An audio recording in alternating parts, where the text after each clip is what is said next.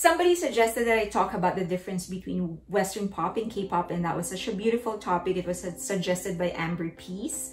Thank you, Amber, for such a beautiful topic. I'm also learning a lot and really enjoying doing some more research. Of course, I need to provide you with something more than my stock knowledge. So, but I'm really enjoying it. I'm learning, and I hope that you learn something too when I do this series. So because there's so much into it, there's a lot of layers into it, I'll do it in different parts. So for this video, for the first part, I'm going to talk about the management structure, the difference between the management of US artists, Western artists, and K-pop artists. And I will also be talking about debts, because as we all know, K-pop artists are known for getting idols are known for getting into debts early in their career. Some of them actually remain in debt for a really, really long time. I think up until recently, Momo Land, after so many hits, said that they haven't actually gotten paid, that they are still paying off their debts to the company. And so let's talk about the difference on how Western artists accumulate debts and K-pop artists accumulate debts.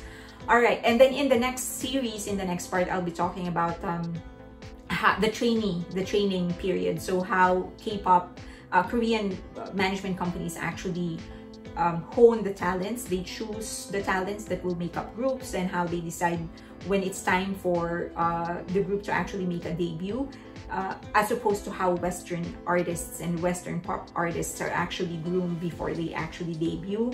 And I will also be talking about the building of the image, like the branding of each member of the group. Okay, but first, management and the debts.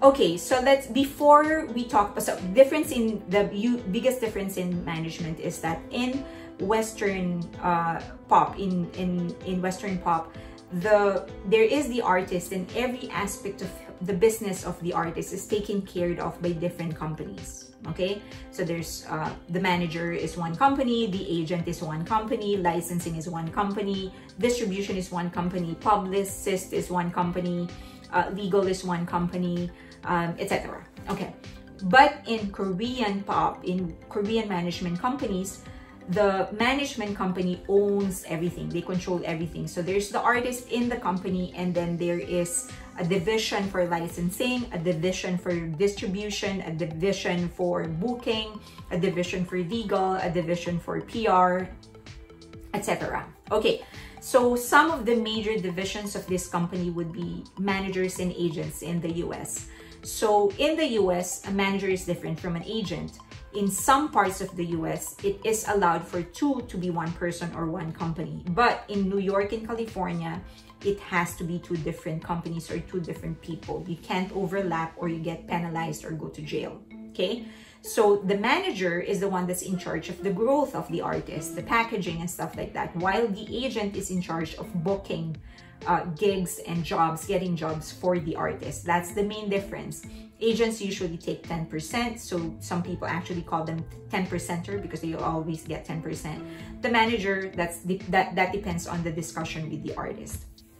Okay, in the management, the Korean management setup, you have, as I've said, the manager and the agent all belongs to the same company. So you have a team that takes care of the imaging, the branding, the growth of the artist, and then you have other people or a division that will book different gigs, guestings, fix your schedule for you. Now, there's also licensing. Licensing is the agreement that allows another party to create products and sell products based on the copyrighted material or trademark of one company. One clearest example of this would be BT21 and Line Friends. So BTS created their own cartoon characters, their animated characters. They created the whole backstory, and then Line is creating different products based on those characters. So the copyrighted material, the trademark, the property, the intellectual property of Big Hit is the animated characters that BTS created and BTS themselves, and then Line is just creating products out of that, and then they're distributing it. So that's one licensing agreement. Now in the US, you have a separate company that will take care of looking for different brands that will license the talent. Okay, so those are two different companies. You have the licensing company. Their sole job is to look for opportunities companies that would license the intellectual property of the artist. And then there's a separate company that will do all of those that will manufacture and design and produce all of those products. In Korea, it's all within the company except the manufacturing of the actual product. So there's a licensing division, and then Line Friends is a separate company from Big Hit. Okay, next is distribution. That's another major aspect. Distribution is basically in charge of transporting, because we're talking about K-pop and Western pop, transporting your music from the publisher. The publisher basically in Korea is Big Hit, for example, or SM or YG, to the hands of the listeners. So they make sure that the CDs are distributed to different stores in the US, you know, Target, all of that. That's a distribution company. Even the distribution to different streaming companies. So that's what distribution do. Again, in Korea, that's just a division within one company, but in the US, that's a separate company. So you have the label, you have the artist, you have the label, and then you have the company that will distribute the music. Okay, that's distribution. And then you have a publicist. The publicist's job is to basically look for opportunities where the media can talk about or interview opportunities for the artist. So, you know, and they pitch stories so that there's somebody that will interview you, print a story about you, usually broadcast. So that's broadcast is radio and TV, and then print, and then now that also includes digital media. So that's their sole job. They want to look for opportunities for you. So they also participate in the branding, because when they're pitching stories, when they're creating stories around the artist, of course, they need to understand the branding. So most PR companies would actually also participate in the brand building of the artist. And of course, you have legal, lawyers. They're all very important. Okay, so that's the so for the legal department, then the music company, the music label will have their own legal department, the distribution company will have their own legal department, the publishing company will have their own, all of them will have their own legal department. But in the Korean model, then the legal department is all under the management company. So that's the two biggest difference in how they do business. Okay, now let's get into debts. As we all know, K-pop artists, K-pop idols are known for accumulating debts. The question is, do US artists actually get into the same amount of debt as K-pop artists? They actually sometimes get into more debt than K-pop artists. If you know of TLC, that's one of the biggest girl groups ever of all time. Before Destiny's Child, there was TLC, and they changed music really forever. Of course, for the better.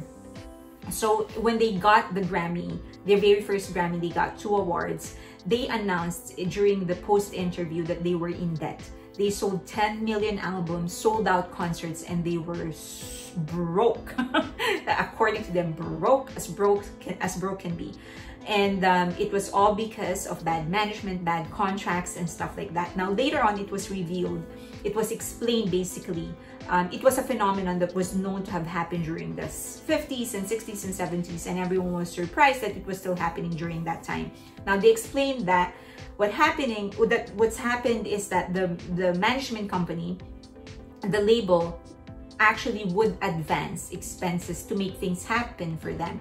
So if they want to produce a record, if they want to produce an album, then the management company would pay for the producers, studio time, for the photographers, for the cover of their albums, and for PR, for their clothes, when they do guestings, and when they produce music videos, the directors of the music video, everything else. So the management company is simply advancing the costs, advancing the money.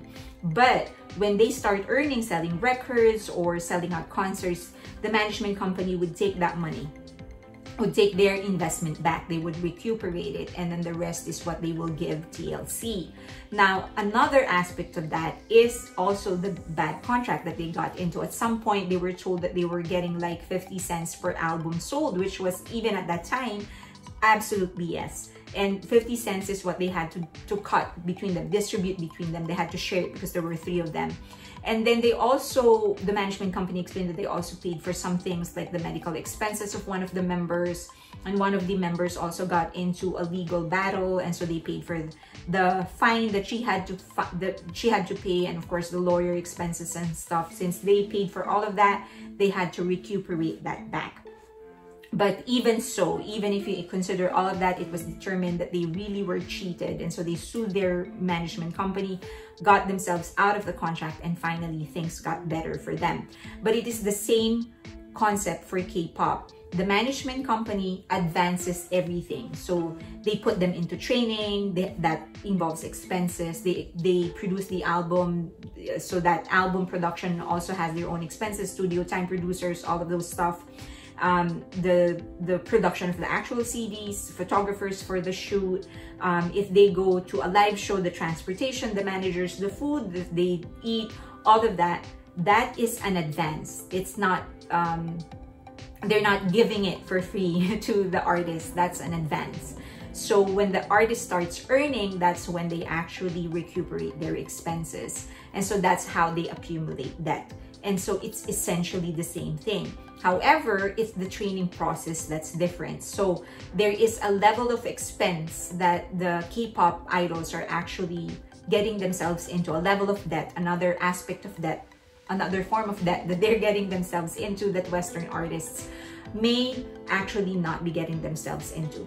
But I will discuss the training process, what is the equivalent of training process in the Western industry, how is training being done in K-pop, and then the branding, how they assign different personas to different members of a group and stuff like that. So that will be for the next video.